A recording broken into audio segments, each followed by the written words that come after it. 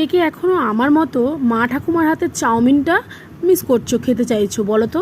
এখন Chinese chowmein তো আমরা অনেক খেয়েছি, কিন্তু পুরোনো দিনের চাউমিনের কথা বিশ্বাস করো আমি আজও ভুলতে পারি না। সেই স্কুলে দিত মা টিফিন বক্সে করে, এখনও মনে হয় যে ইচ্ছা হয় যে চাউমিনটা বানিয়ে একবার খেয়ে ফেলি।